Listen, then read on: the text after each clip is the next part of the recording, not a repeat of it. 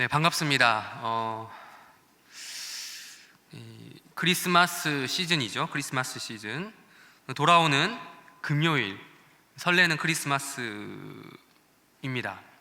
그런데 이제 솔직히 말하자면 크리스마스 시즌 같지가 않죠, 요즘은. 설레고 막 그러야 하는데 확실히 덜 설레요. 덜 설레요. 요즘에는 저작권 때문에 거리를 다녀도 캐롤이 잘 안 울리더라고요. 잘 안 울려 퍼지는 데다가 코로나 시국이어서 더더욱 그런 것 같습니다. 아무래도 크리스마스 분위기를 내려면 그런 거리에서 듣는 캐롤 이런 것도 있지만 교회에 와야 그 크리스마스 분위기를 더 느낄 수 있는데, 지금 교회에 나와서 현장 예배를 드리는 우리 20명 남짓한 리더들을 제외하면 그러지 못하는 상황이죠. 그렇다고 해서 여기 지금 나와서 현장 예배를 드리는 리더들이라고 해서 크리스마스 분위기를 제대로 느끼는 건 아니죠. 왜냐하면 또 영상으로 예배를 드리고 있는 지금 여러분이 이 자리에 함께 하지 않고 있기 때문에, 그러니까 여기에 모여있는 리더들도 뭔가 허함을 느끼고 있을 거예요.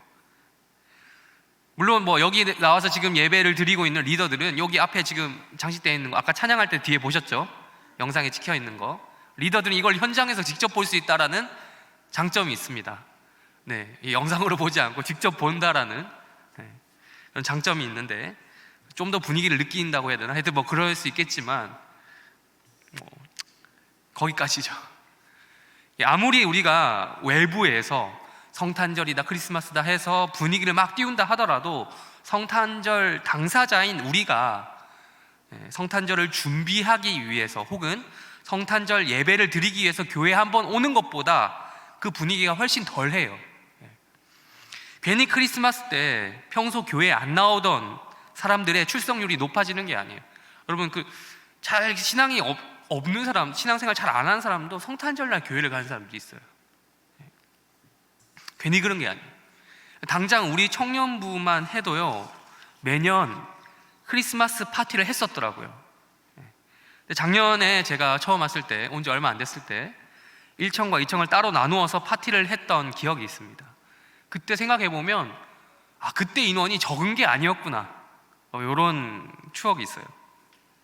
안타깝게도 이번 성탄절 시즌에는 성탄절 이브에도 어떤 행사가 없고요, 당일날에도 행사가 없습니다. 당일날에도 성탄절 당일날 예배만 있어요. 예배만. 아까 광고한 대로 예배만 있어요. 예배도 그 예배조차도 거의 비대면 예배로 드리게 되었습니다. 불행 중 다행으로 우리 청년부 전체가 함께 하려고 했는데 못하게 됐는데요, 리더들만이라도 성탄절 특송을 이제 하기로 했어요. 근데 이제 그 당일날 할 수 없으니 지금 예배를 마치고 따로 촬영해서 성탄절 예배 때 송출하기로 했습니다. 사실 이 성탄절 하면, 올해를 시작하면서 제가 하고픈 사역이 많았어요. 우리 리더들 다들 잘 아시리라 생각합니다. 하고픈 사역이 많았습니다. 코로나 때문에 죄다 취소를 거듭했던 안타까운 한 해였습니다. 그 중에서 제가 성탄절 관련해서 하고 싶었던 사역 중 하나가 바로 그 추억의, 여러분 알죠? 새벽송, 그걸 정말 돌고 싶었어요. 약간 거대한 것까지는 아니지만 하여튼 교회 전체적인 프로젝트를 한번 해볼까 생각을 했었는데 그게 지금 그걸 못하게 됐어요. 내년에는 좀 상황이 풀려서 꼭 우리 청년부 중심으로 함께 새벽송을 돌고 싶다라는 그런 또 소망이 있습니다. 아무튼 안 그래도 코로나 때문에 우울한데 우리가 이 코로나가 크리스마스 시즌을 더욱더 우울하게 만드는 것 같아요. 그럼에도 불구하고 이 중에는 나는 괜찮아, 그게 뭐가 대수라고 하는 지체들이 있을지도 모르겠어요. 괜찮다라는 거죠. 괜찮다라고 말하는 모두가 다 그런 건 아니겠지만, 그런 말을 하는 상당수 사람들은 커플일 가능성이 높아요.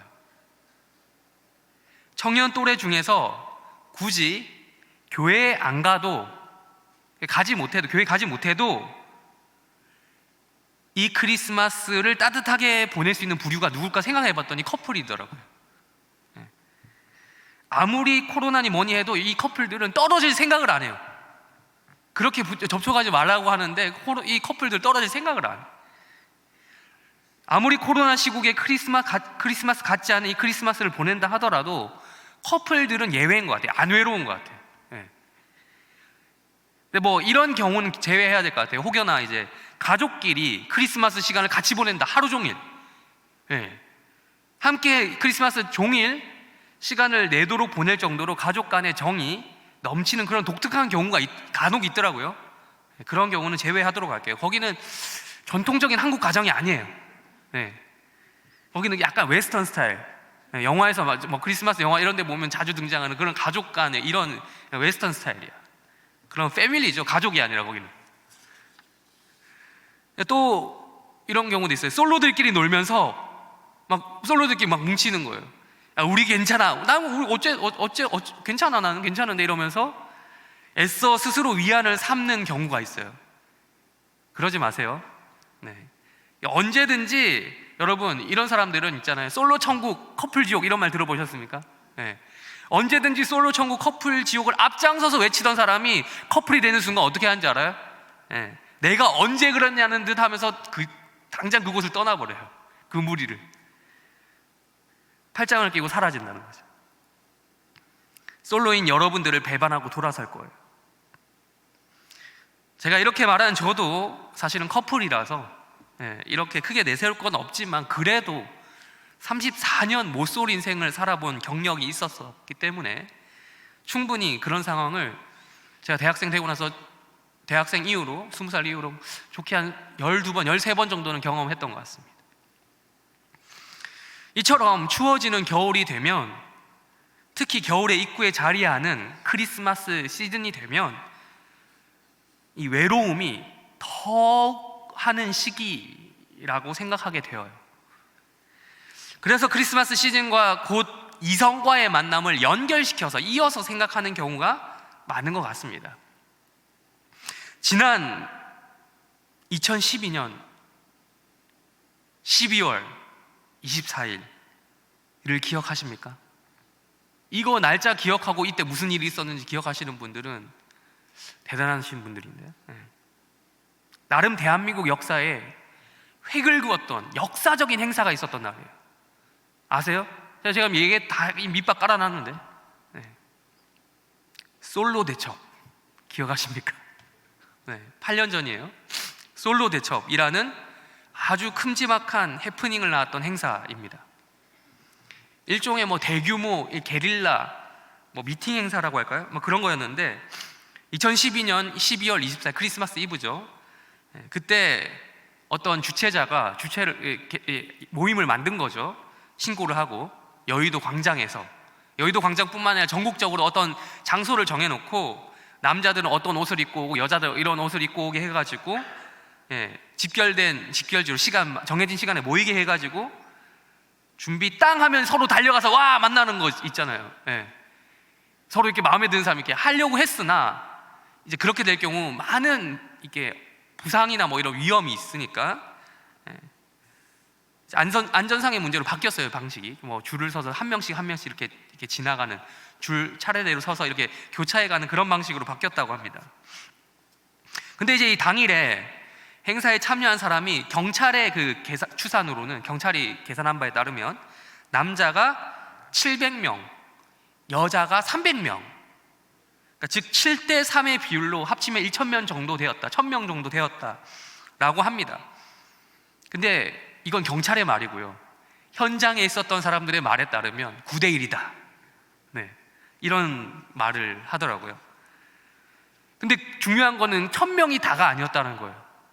그걸 구경하러 나온 사람들이 훨씬 더 많았어요. 2,000명이 더 구경하러 왔대요. 3,000명이 거기 모였던 거예요. 근데 또 웃긴 거는 그 구경하러 나온 사람들이 대부분이 남자였다는 거예요. 정말 엄청난 숫자가 그 여의도 광장에 몰려든 거죠. 결과적으로 아주 소수의 커플이 탄생하긴 했다라고 합니다. 그러나 그 커플 정말 손에 꼽을 정도로 몇 명, 그렇긴 했지만 성비가 안 맞잖아요. 성비가, 즉 압도적으로 남자가 많아서 대부분 실망하고 돌아갔더라 합니다. 그러면 그렇지 하면서 뭔가 신락 같은 희망을 가지고 찾아온 그런 사람들이 그냥 돌아갔다고요. 그러니까 우스갯소리로 이런 말이 나왔어요. 참가자 수가 가장 많은 게 남자, 그 다음에 경찰, 그 다음에 비둘기, 마지막이 여자더라. 이런 말까지 나올 정도로 그랬다는 거죠. 생각해보면 이 사람들 그렇게 그게 갈급하면 교회 나오지 이런 생각이 들더라고요. 지금 여기도 보니까 그래요. 이 남성 대 여성의 성비가 여성이 좀 더 많죠? 그래도 우리 교회는 되게 형제가 많은 편이에요. 형제가 많은 편인데 그럼에도 불구하고 자매의 성비가 높은 게 대부분 교회 현실이잖아요. 형제들 유리합니다, 여러분들. 형제들이 유리하다고 해야 되나? 하여튼 그런 면이 있어요. 그렇지만 또 그 유리함을 가지고 또 장난질을 하면 안 돼요. 아무튼 이 솔로 대첩과 관련된 기사에 달려있는 베스트 댓글 3가지를 한번 살펴보도록 하겠습니다. 자, 우리 3위부터 한번 띄워주실까요? 띄워주셨네요. 자, 제주 사는데 솔로 대첩 3명이 와서 취소됨. 그것도 남자만 3명이다. 자, 이런 얘기를 했죠. 자, 2위 한번 보여주실까요? 서로가 왜 솔로인지 확인하는 훈훈한 시간이 되었다라는 또 댓글이 있습니다. 자, 마지막 1위. 커플들 거리에서 편히 다니라고 솔로들을 저기에 가둔 큰 그림이다. 큰 그림이라는 거죠. 큰 그림. 큰 그림. 여러분, 현실적으로 이건 좀 이제 재밌고, 근데 이제 농담만은 아닌 것 같아요. 거의 진담반 농담반이. 현실적으로 여러분, 이 설교를 듣는 여러분 청년들이잖아요. 그러니까 이 중에는 뭐 사귀는 사람도 있고 누군가 만나는 사람도 있겠지만 저 몰래. 근데 대부분이 솔로겠죠. 아무래도 솔로니까 청년부에 남아있을 확률이 높겠죠. 우리 세대들은 이 솔로라는 단어가 주는 이 느낌을 되게 특별하게 생각하는 것 같아요. 솔로. 그래서 뭐 솔로 대첩이라는 말도 아까 있었고, 솔로 천국, 커플 지옥이니 뭐니, 뭐 화려한 솔로니 뭐 이런 말들을 들으면서 하면서 서로 막 재밌어 해요. 근데 여러분, 세상은 이 솔로라는 단어를 이렇게 뭐 재미있게도 보기도 하지만 곧 외로움이라든지 혹은 고독함이라든지 이런 식으로 연결시키더라고요. 마치 솔로의 상황이 뭔가 문제가 있는 것처럼, 비정상적인 것처럼. 커플이면 괜찮은 거고 정상이고, 안 외롭고 안 고독하고, 뭐 솔로면 외로운 거고 그런 거고, 고독한 뭔가 좀 문제가 있는 거고 그런 거죠. 물론 모든 우리 기독교 청년들, 기독 청년들은 아름다운 가정을 그리면서 결혼을 목표로 이 청년의 시절을 준비하면서 보내야 합니다. 그래서 제발 뭐 결혼 빨리 할 수만 있다면 여러분 빨리 하기를 저는 권면합니다. 제가 늦게 했다고 보기에 그런가요? 하여튼 저는 이제 나름 이 사역자 기준에서 늦게 한 편인데, 제가 늦게 해보니까 빨리 하는 게 나아요. 뭐 차이가 없어요, 크게. 결혼을 목표로 제발 여러분들이 빨리 할 수만 있다면 했으면 좋겠습니다. 그러나 당장 연애를 못하고 있다라고 해서 이성교제를 내가 지금 하고 있지 않다라는 그게 비정상이다라고 말하는 것은 문제라는 거예요. 여러분, 솔로인 상태에서 시간을 잘 보낼 수 있어야 커플이 되어서도 시간을 잘 보낼 수 있는 법이에요. 솔로인데 뭔가 문제가 많으면 커플 되면 문제 없을 것 같아요? 더 문제가 생기죠. 그렇다면 우리는 어떻게 해야 솔로의 시간을 잘 보낼 수 있을까요? 그러기 위해서 정작 크리스마스의 당사자이시면서도 솔로로 평생을 사셨던 그분, 예수님의 입장을 한번 생각해 보려고 합니다. 그렇게 오랫동안 교회를 다니면서 예수님이 탄생하셨다고 하는 이 날인 성탄절을 우리가 즐거워하면서 막 기뻐했지만 정작 내가 솔로였던 사실에 아쉬움을 느끼며 살아왔던 우리가 아닙니까? 또한 예수님을 닮아가겠다고 그렇게 다짐을 했는데도, 많이 했는데도 정작 그분이 평생 솔로로 살다 가셨다는 그 사실만큼은 내가 닮지 않으려고 하는 것이 우리가 아닙니까?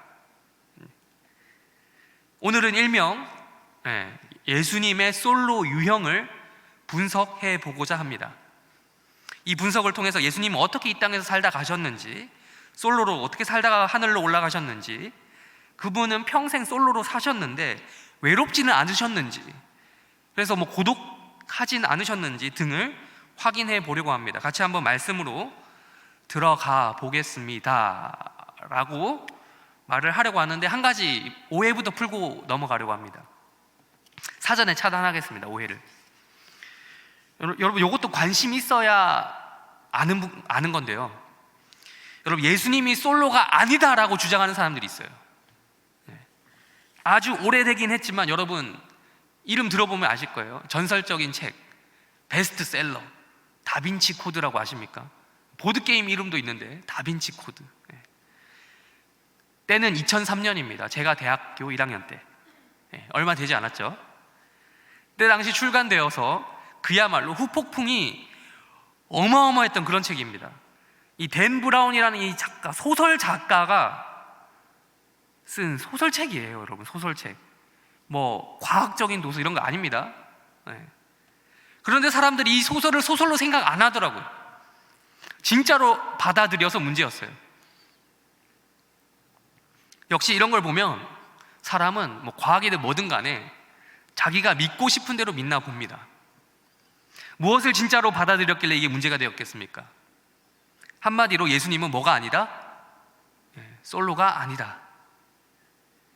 사실은 결혼을 했었다. 누구랑? 그렇죠, 마리아. 어떤 마리아? 마리아는 많죠? 그 마리아 중에서도 막달라 마리아.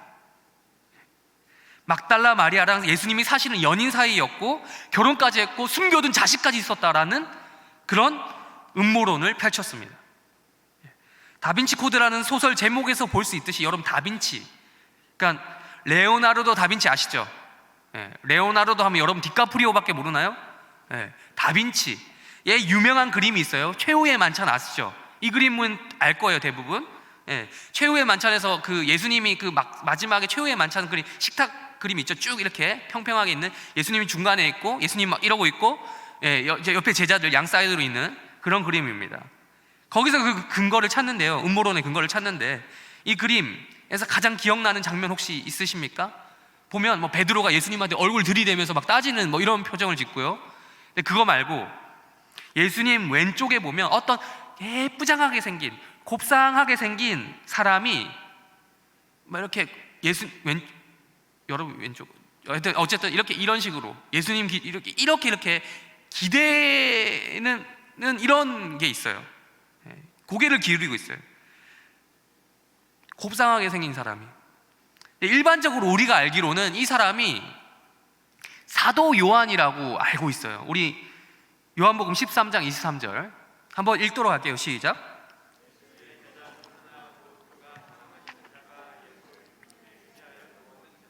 네, 이게 누구냐?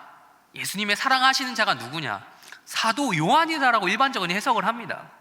왜냐하면 여기만 이 얘기가 나오는 게 아니고 사랑하시는 자라고 자기를 간접적으로, 이거 요한복음이거든요. 요한이 자기를 나다라고 말하기 좀 그래가지고 간접적으로 지칭하는 장면이 계속 여러 번 나와요.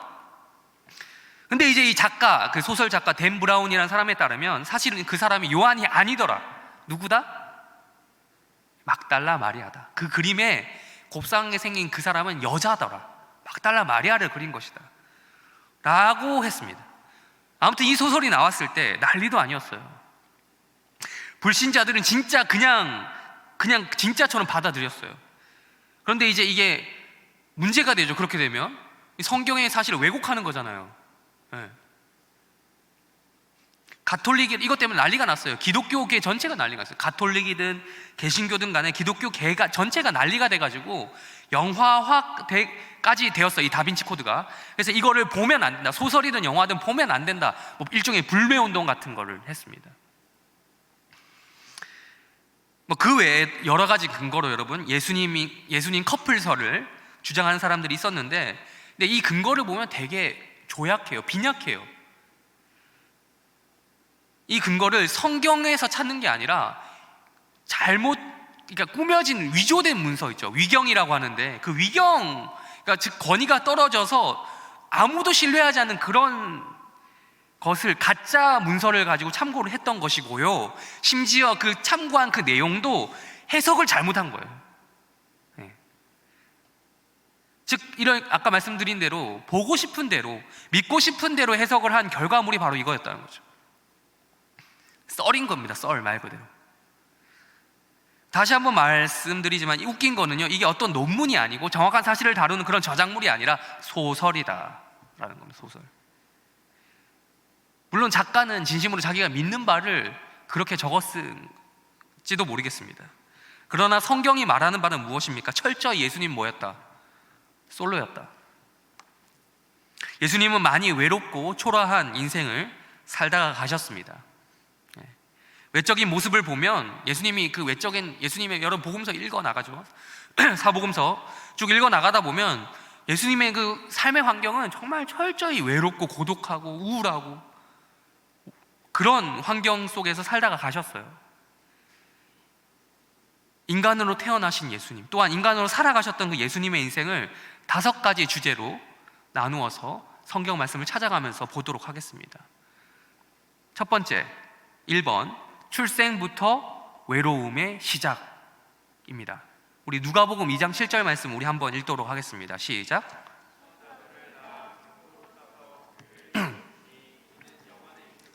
없음이러라. 네. 여러분, 이 중에서 예수님 태어나신 장소를 그 공간을 모르시는 분 있습니까? 네, 없죠. 교회 안 다녀도 이건 알죠. 예수님은 마구간에 그 외양간에 그 구유통, 그러니까 그 먹이통, 가축들이 먹는 그 먹이통에서 태어나셨어요. 물론 홀로 버려진 채 뭐 유기되었다든지 그런 건 아니지만, 그런 채 태어난 거나 그런 건 아니지만, 여러분, 가축들의 먹이통에서 태어났다는 건 뭐예요? 예수님의 인간적 신분이 어떻다? 그저 그렇다, 별 볼 일 없더라를 이야기해 줍니다. 이런 건 여러분 요즘 개념으로 치자면 아기 입장에서 아무리 아기 입장에서 보면 그래요. 요즘 개념으로 아무리 부모님이 옆에 계셔도 이거는 외로운 거예요. 예수님은 출생부터 우울합니다. 밝은 미래가 보이지 않아요. 아무리 그래도 그렇지, 여러분, 산부인과도 아니고 뭐 어디 방안도 아니고 가축 먹이통, 축사에 가보면 있는 여러분 소유물 먹는 통, 그거 보신 적 있으세요? 얼마나 지저분합니까, 여러분?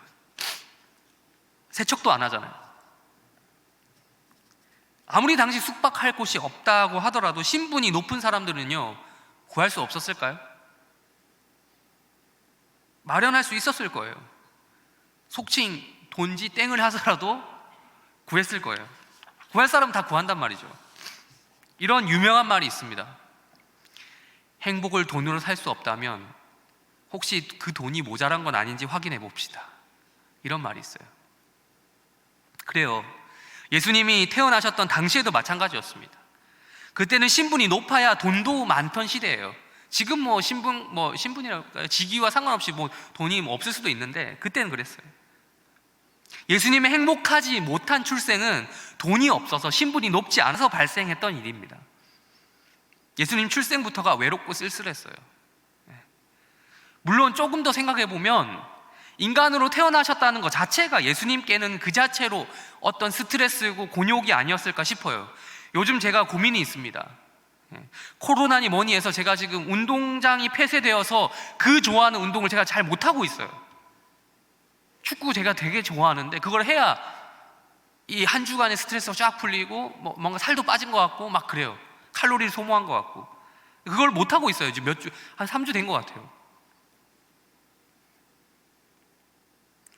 근데 운동을 안 해도 여러분 먹는 건 똑같더라고요. 그러다 보니까 자연스럽게 살이 쪘습니다. 뱃살과 엉살이 늘었어요. 그건 그럴 수 있어. 살은 늘 수 있는데, 근데 중요한 거는 옷이 지금 끼기 시작했다는 거예요. 부담스럽게. 언제 터질지 모르는 위협 속에 살고 있습니다. 여러분, 몸에 맞지 않는 옷을 입으면, 작은 옷을 입으면 어때요? 안 들어가죠. 잘 고생하죠. 그런데 생각을 해보세요. 여러분, 예수님 어떤 분이십니까? 원래 하나님이시잖아요. 하나님의 특징, 큰 특징 중에 하나가 뭡니까? 속성 중에 하나가 뭡니까? 무한하다는 거예요. 무한하다. 그 무한하신 하나님이 유한한 인간의 몸으로 들어온다? 상상이 가능합니까? 얼마나 답답할까요?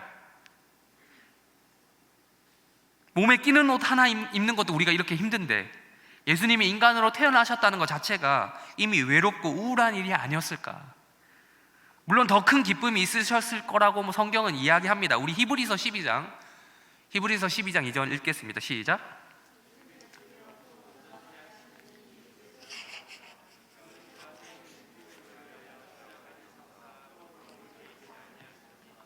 하나님 보좌 우편에 앉으셨느니라. 여러분, 더 큰 기쁨이 있긴 있었다라고 이야기하죠. 그건 우리를 위해서 하신 십자가 사역이 그만큼 위대하다는 거지, 인간으로 태어나신 그 성육신 있죠, 그게 자체가 아무 이유 없이 그냥 행복하다라 이 말은 아니에요.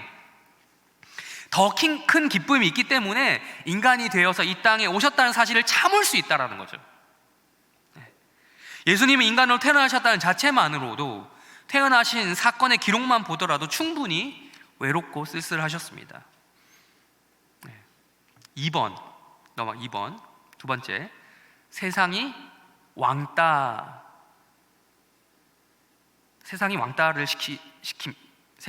시켰습니다.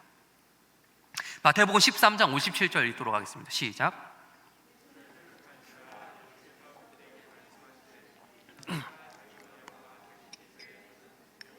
제 안음이 없느니라 하시고, 이렇게 태어나셨던 예수님 이후의 삶을 볼 수 있습니다.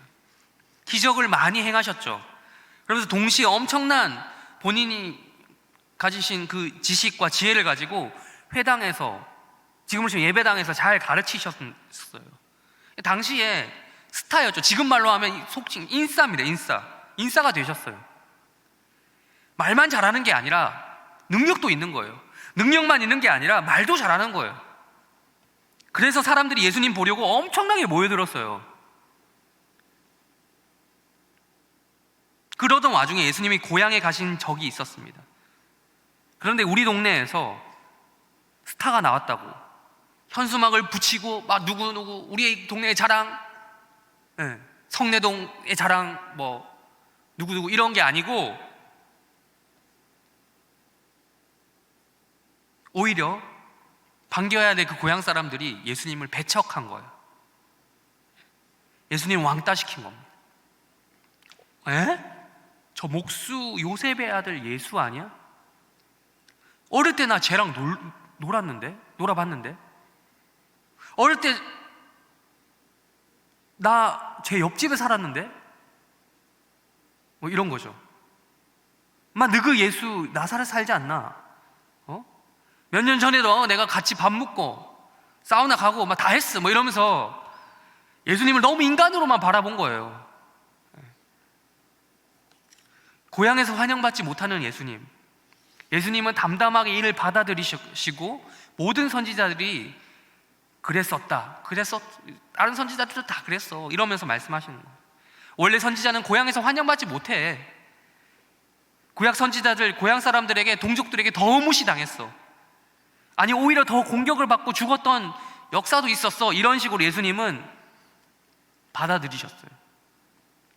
예수님은 인간적으로 가장 가깝다고 할 수 있는 고향 사람들에게조차, 그리고 시간 관계상 우리가 다 찾지는 못하지만 더 크게 보자면 동족인 유대인들에게조차 결국 인정받지 못해서 쓸쓸히 버림받고 외로이 십자가에 달려 죽으셨죠.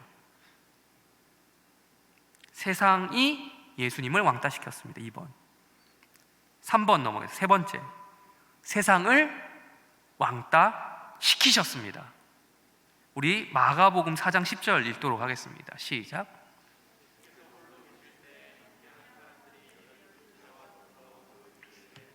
모르니. 근데 여러분, 이 사실을, 예수님이 세상을 왕따시킨 거예요. 이 사실을 예수님 스스로도 워낙 잘 알고 계셨던 것도 중요해요. 어떻게 보면 이거를 예수님이 자초한 거예요. 왕따를 자초하셨다는 거죠. 왕따를. 바꿔 말하면 세상이 예수님을 왕따시킨 것도 있지만 예수님이 세상을 왕따시킨 거예요. 예수님은 혼자 있는 것을 좋아하셨어요. 즐기셨어요. 혼자 있어서 혼자 계셨던 것이 아니었어요. 말씀 보면 함께 먹고 자고 생활했던 제자들이 있었어요. 그럼에도 불구하고 따로 떨어지셔서 혼자 계실 때가 자주 있었어요. 우리 요한복음 6장 15절 읽도록 하겠습니다. 시작. 임금으로 사무려는 줄 아시고 다시 혼자 산으로 떠나가시. 심지어 사람들이 예수님을 억지로 붙들어 가지고요, 그들의 우두머리, 그러니까 왕으로 삼으려는 줄 아시면서도 다시 혼자 산으로 떠나가실 정도였죠. 이 정도면 여러분, 예수님은 자기 스스로 이 세상을 왕따시키는 거야. 스스로 나 왕따 할래? 아니 너희들이 내가 너희들을 왕따시키는 거야 라고 자처한 분이에요. 아니 생각해 보세요. 그냥 인싸면 인싸답게 행동하면 안 돼요? 스타 대접을 해주면 받을 줄도 알아야 스타죠. 근데 왜 그걸 또 마다하고 있나요? 이에 대해 성경은 예수님께서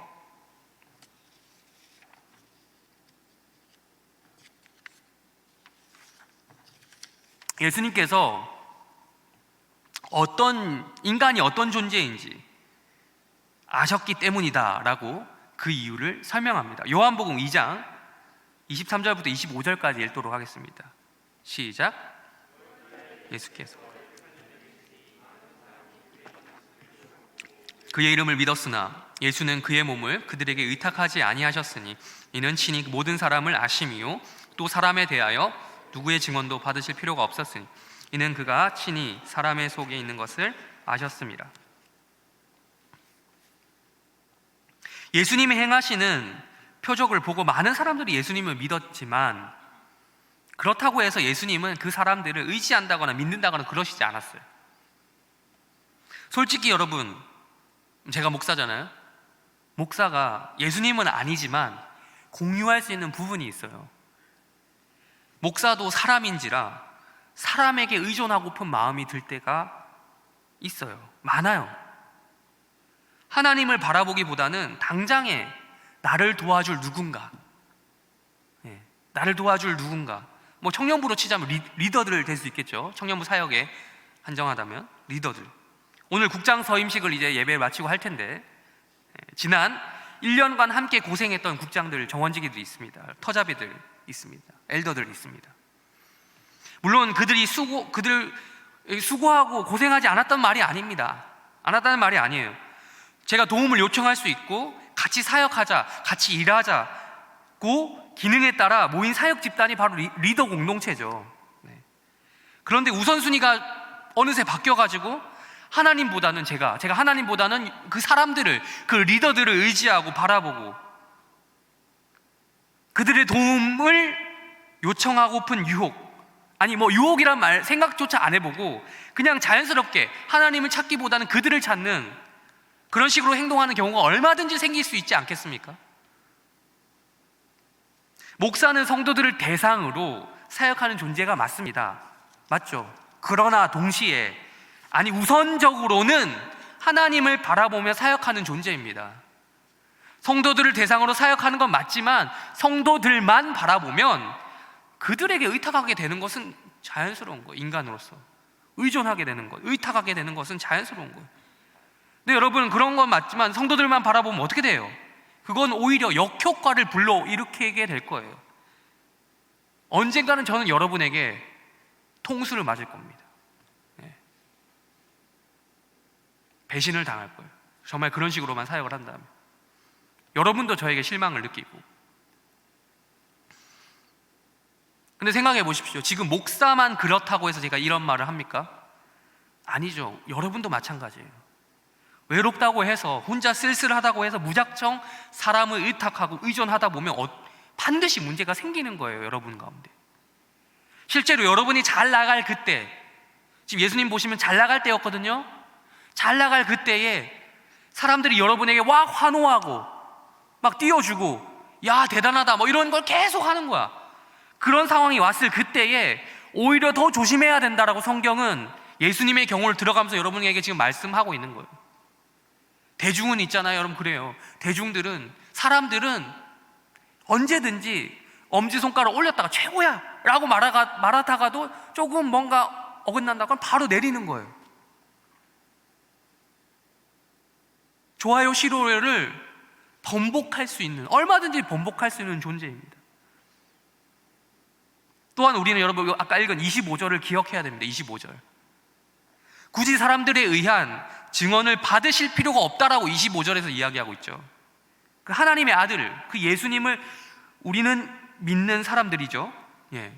예수님이 사람의 인증을 받아야 그제야 하나님의 아들이고 신이고 예수 그리스도가 됩니까? 인정하든 말든, 사람들이 해주든 말든, 그러든 말든 예수님은 하나님의 아들이라는 건 틀림이 없잖아요. 변함이 없잖아요. 하나님의 본체라는 건 변함이 없잖아요.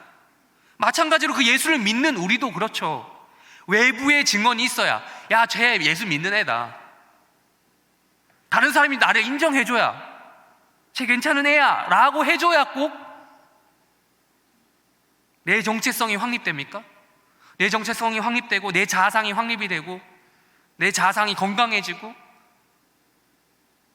내 존재 가치가 인정이 되고 뭐 이럽니까? 그런 거 아니라는 거예요. 그냥 나는 그리스도인이라는 자체만으로 끝이라는 거예요. 더 잘날 필요도 없고요, 더 못날 필요도 없습니다. 그리스도인이라는 자체만으로도 우리가 하나님의 자녀라는 사실에는 변함이 없습니다, 여러분. 그러니 세상에서 우리를 왕으로 삼으려고 하든 말든, 우리를 거짓 취급하고 왕따 취급하고 하든 말든, 그 주변 시선이나 대우 때문에 지나치게 우쭐해지거나 열받아 하거나 뭐 그럴 필요가 없는 거예요. 세상의 평가에 여러분 일희일비하지 마십시오. 우리는 우리입니다. 나는 납니다. 나는 하나님의 자녀이고 나는 그리스도인입니다. 누가 뭐래도 예수 믿어서 천국에 갈 예정이 되어 있는 사람이 기독교인이에요. 우리 따라해 볼까요? 제 말을. 저 잠깐만 할 얘기 있어요. 약간 좀 이렇게 아메리칸 코리안처럼, 저 잠깐만 할 얘기 있어요. 니네들이 뭔데 나를 판단해? 네, 제가 지금 약간 그리면서 이렇게 따라하려고 했는데 잘 안 되네요. 이렇게 부끄러워서 여러분 보니까. 혼자 했을 땐 잘 됐는데. 니네들이 뭔데 나를 판단해? 이런 식으로 생각해 보면 세상의 왕따에도 별 영향을 받지 않으셨던 예수님이 이해가 돼요. 또한 예수님이 세상을 왕따시킨 것도 이해가 되는 거예요. 네 번째, 4번.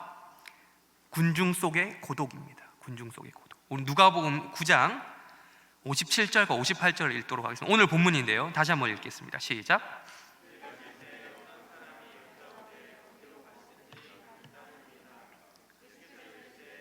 또 굴이 있고 공중의 새도 집이 있으되 인자는 머리를 둘 곳이 없도다 하시고. 오늘 우리가 처음 시작하면서 읽었던 본문인데, 예수님 이런 말씀을 하신 것을 이제는 여러분 이해하실 거라 생각을 합니다. 예수님의 카리스마적인 사역에 의해서 잠깐 감동받았던 사람이 있었나 봐요.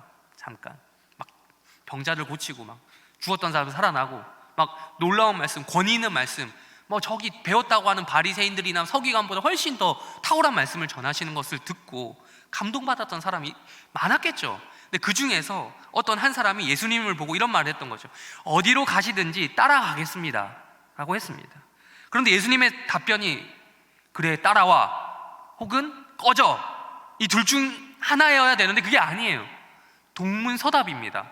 사실 예수님이 하신 많은 대화 중에 답변이 동문서답 스타일이 정말 많거든요. 여러분 복음서 잘 읽어보세요. 예수님이 대답을 이상하게 하는 경우가 많아요. 많긴 합니다. 근데 아무튼 예수님께서는 오라든지 아니면 가라든지 뭐 이런 식으로 대답하시지 않으시고 이런 대답을 하셨어요. 58절. 그러니까 요약 바꿔 말하면 이거예요. 아, 나 외롭다. 이런 대답을 하신 거예요. 여우도 자기 머무를 집이 있고, 즉 굴이 있고, 하늘에 나는 새도 나름 새 집이 있는데 나는 정작 갈 데가 없네? 노래를 못 부르겠습니다. 노래 불러요. 어디로 가야 하죠? 아저씨가 아니라 하나님. 왜 이런 말씀을 하셨을까요? 이 사람은 예수님이 어떤 길을 걸어가고 계신지 모르고 그냥 예수님이 하셨던 그런 겉모습 있죠. 화려한 조명이 예수님을 감싸는 그 모습으로만 판단하고 함께 가겠다라고 했던 거죠. 뭐 옛날에는 이런 식으로 여러분 스승과 제자의 관계가 형성이 됐습니다. 물론 이 사람도 어느 정도의 그걸 감수하려는 마음이 없었던 건 아니겠죠. 편치 않은 생활, 뭐 예를 들면 노숙하고, 예수님 노숙했잖아요. 거의 밖에서 많이 주무셨잖아요. 노숙하고 이런 생활들, 이런 것을 감수하고 제자가 되는 경우가 많이 있었어요. 그런 정도로 이 말을 했긴 했을 거예요. 진리를 찾기 위해서라면 그런 것들을 감수했을지도 모르겠습니다. 인생에 발생할 어느 정도의 손해라든지 뭐 이런 것들을 감수하고도 진지한 마음으로 예수님께 접근을 했을 거란 말이죠. 그러나 예수님이 가시는 그 길은, 제자가 되어 예수님을 따라가야 할 그 길은 그 정도로, 그 사람이 생각했던 수준에서 손해보는 정도의 길이 아니었던 거죠. 어떤 길입니까, 여러분? 예수님이 걸어가는 그 길은 십자가의 길이잖아요. 멸시받고 천대받고 결국 죽게 되는, 환영받지 못하는 그런 그 길입니다. 제자가 되면 같이 그 길도 따라가야 합니다. 그러니 예수님께서 갑자기 야, 나 참 외롭다 라는 말을 하신 것도 우리는 이해할 수 있는 겁니다. 누가 이 십자가 사역을 대신 감당할 수 있겠습니까? 나 어디로 가야 되냐?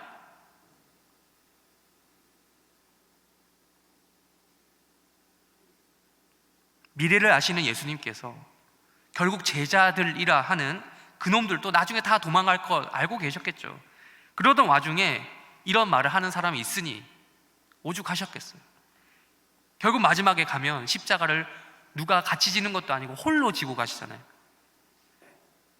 솔로로 지고 가야 한다는 것을 그 사람의 한마디에 더 깊이 느끼시지 않으셨겠습니까? 방금도 말씀드렸지만, 4번 시작하면서 말씀드렸지만, 군중 속의 고독이라는 말이 있어요. 미국 사회학자 리스먼이라는 사람이 한 말인데, 대중사회 속에서 우리는 살아가잖아요. 많은 사람들과 관계하고 대중들과 접촉을 하잖아요.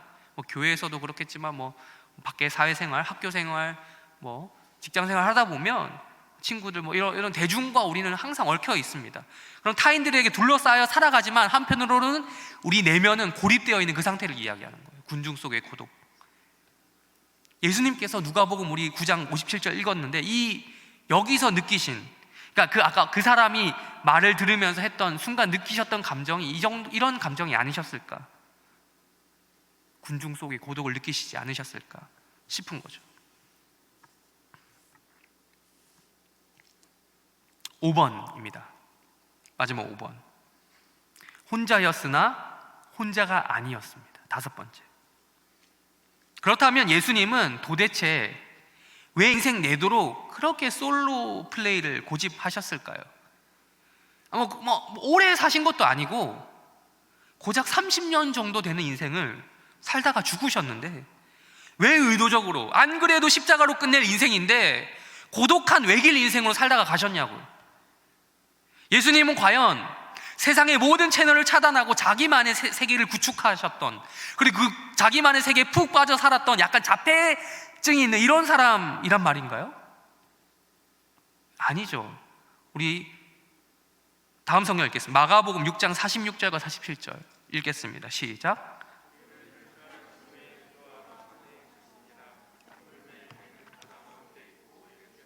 홀로 무태에 계시다가. 누가복음 6장 12절도 읽겠습니다. 시작. 이때에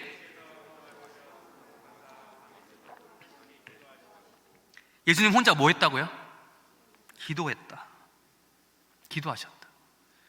무리를 작별시키신 후 심지어 제자들하고도 떨어지셔서 혼자 계셨던 그 솔로를 즐기셨던 그 예수님은 혼자 기도하셨대요. 진정한 의미에서 살펴보면 예수님은 솔로가 아닙니다. 인간적으로 봤을 땐 그렇죠. 물리적인 관점에서 보면 예수님 혼자 있어. 혼자 있는 거야. 그걸 좋아하는 사람이야. 그렇지만 여러분, 영적인 눈으로 보면 어떻다라는 거예요. 성경의 기자의 표현에 따르면 혼자가 아니라는 거예요. 누구와 함께 계신 거예요? 하나님께 기도하시고 하나님과 함께 계신 거죠.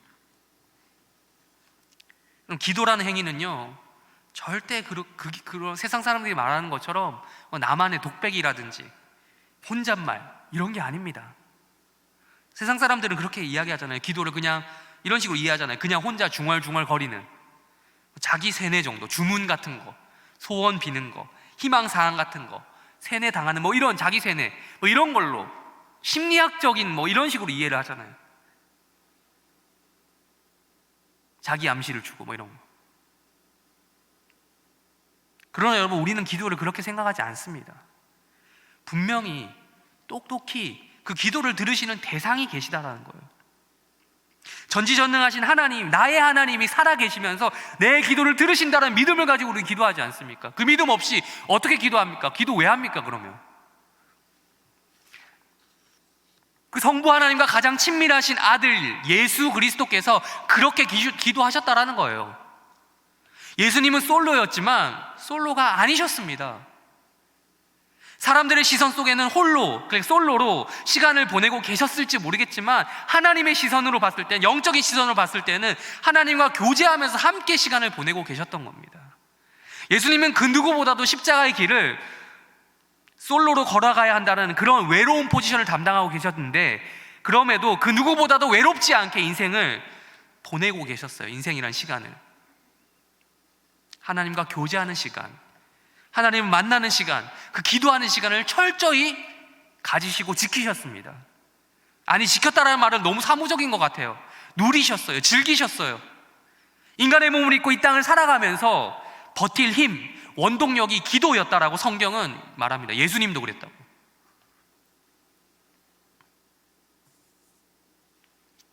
말씀을 정리하겠습니다. 다들 이번 크리스마스 어떻게 보내실 예정입니까? 다행히도 저는 커플입니다. 그래서 이번에 아내와 혹은 뭐 가족들, 뭐 처가댁과 함께 보내면 됩니다. 뭐 놀린 것 같아서 미안하긴 한데, 사실 그 누구보다도 제가 솔로의 마음을 잘 안다라고 자부할 수 있어요. 중간에 끊긴 적 없이 34년 동안 모태솔로였습니다. 하나님 이 때를 위해서 제가 설교할 때 써먹으라고 그때 후배들이 많이 놀렸거든요. 저 그 있잖아요, 그 모태솔로 그 기간 계산해서 마법사 어쩌고저쩌고, 뭐 계급표 있잖아요. 그냥 솔로도 아니고 모태솔로였어가지고 제가 솔로들의 마음을 잘 아는데, 제가 또 연애하기 싫어서 솔로가 아니라 연애를 못해서 솔로였거든요. 그렇다면 여러분, 묻는 거예요. 제가 결혼한 사람은 외롭지 않을까요? 결혼하면 끝일까요? 외로움은. 저 결혼한 지 2년이 지났고 교제 기간 1년 포함하면 총 3년인데, 그렇다면 제가 3년 내로 전혀 외롭지 않았나? 그럴 수 없어요. 그렇게 말할 수 없어요. 제가 좀 아내에게 미안한 마음이 있지만 외로운 적이 있었어요. 생각보다 많았어요. 물론 이거는 상대방도 해당되는 말이기 때문에 쌤쌤이겠죠. 그러니까 넘어가도록 하겠습니다. 계속해서 홀로, 솔로라는 주제를 제가 말했는데, 또 이 주제를 말하다 보니 생각나는 관련 연관 검색어 있더라고요. 내 머릿속에서 생각나는 연관 검색어. 나 홀로 집에, 홈 올론, 영어로 하면. 크리스마스 때가 되면 생각나는 영화 1순위입니다. 저에게. 뭐 많이들 또 그러실 거라 생각을 하는데, 근데 우프게도 그렇죠. 지금 상황이 우프죠. 제목 그대로 이 코로나 시국에 정말 어울리는 워딩이 아닐 수가 없어요. 근데 그대로 이걸 적용시키면 집 밖은 위험하니 아무데도 나가지 말자, 이불 밖은 위험해, 뭐 이런 결론이 나오는데, 그러나 여러분, 그게 다가 아니죠. 집 안에 있으면서 무엇을 하냐가 중요한 거잖아요. 결국은 무언가는 할 텐데, 인간은 외롭잖아요. 누군가와 만나지 않으면, 혹은 어느 무엇과 관계하지 않으면 외로워요. 인간은 그래요. 집안에 혼자 있다 하더라도 여러분, 아무리 혼자 있는 것을 즐기고 좋아하는 사람들이 있죠. 그런 사람, 뭐 집콕하는 걸 즐기는 사람, 방콕 하는 걸 즐기는 사람이라 하더라도 끊임없이 그 사람은 그 자리에서 관계를 갈망하게 되어 있습니다. 그게 인간입니다, 여러분. 진정한 의미에서 솔로는요, 진정한 의미에서 솔로가 되려면 집안에 혼자 있으면서도 TV도 보면 안 되고, 유튜브도 하면 안 되고, 스마트폰도 하면 안 되고, 각종 어떤 미디어 매체, 세상과의 소통하는 채널 자체를 차단시켜야 돼요. 그게 진짜 솔로 아니에요? 책도 보면 안 되고, 진짜 멍만 때리고 있어야 돼. 그러나 집 안에서 백날 첫날 혼자 있는 솔로라고 해도 여전히 그런 매체와 연결되어 있다면, 세상과 어떤 소통하는 창구를 열어두고 있다면 진정한 의미에서 그는 솔로가 아닌 겁니다. 네. 여러분, 그렇지만 여러분 다들 알다시피 이런 식의 솔로 탈출은 의미가 있습니까? 없죠. 끝이 없어요. 또 이게 또 다른 관계를 갈망하게 되어 있습니다. 이런 식으로 해결하는 것은 근본 해결책이 될 수 없어요. 외로움은 또 다른 외로움을 낳습니다. 그래서 중요한 것은 이거예요. 무엇과 관계하느냐, 무엇과 관계하기를 원하느냐, 무엇과 만나기를 원하느냐, 무엇과 교제하기를 원하느냐, 이거라는 거예요. 여러분, 우리는 누구와 만나기를 갈망합니까? 정말 사정상 코로나 때문에 교회를 못 나오고 있는 지체들이 있습니다. 생각보다 좀 됩니다. 마음이 없어서 그렇지 않다는 걸 잘 알고 있습니다. 2.5단계, 불과 몇 주 전 2.5단계 제한이 아니었을 때 함께 나와서 예배하던 지체들 벌써 그립습니다. 또한 상황이 어쩔 수 없어서 못 나온 지체들이 또 있습니다. 그럼에도 불구하고 제가 물어봅니다. 그대들의 마음 지금 어떤지요? 비대면, 영상으로 예배 드리시는 여러분까지 포함해서 비대면의 예배의 기간이 한 주, 2주 지나가면서 시간은 늘어져만 가고 있는데 동시에 우리의 영적인 상태도 축 늘어져 가는 건 아닌지 물어봅니다.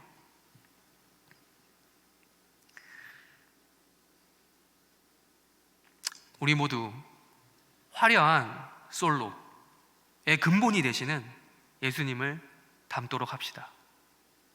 그러니까 예수 그리스도를 닮으라고, 그래서 예수 그리스도 닮으라고 그리스도인이니 예수쟁이니 하는 명칭으로 부르지 않습니까?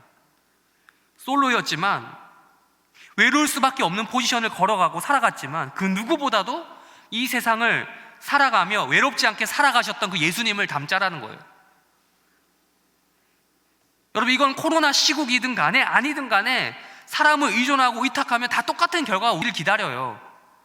끝없는 허무함 뿐이고요, 언젠가는 인간으로부터 의존하다가 인간으로부터 당할 배신감 뿐이에요. 그것에 불안해하는 존재가 인간이에요. 그러니 우리 영원하신 하나님, 우리의 하나님, 무한하신 하나님, 영적으로 가출해서 떠난 우리를 지금도 기다리시는 하나님, 그리고 자기 아들을 이 땅에 인간으로 보내실 뿐만 아니라 십자가에 죽도록 내버려 두시는 것까지 감수하시고 우리를 구원하신 하나님을 의지합시다. 비록 지금 시국이 매우 불만족스럽지만 각자의 자리에서 이런 사랑과 은혜의 하나님을 의지하는 법을 생각하고 실행합시다. 하나님과 관계하자는 거예요. 예배드리기, 여러분, 게을러지기 좋은 시절을 우리는 살아가고 있습니다. 추워서 밖에 나가지도 않고 딱 집에서. 며칠 뒤에 찾아올 크리스마스 어떻게 보내실 겁니까?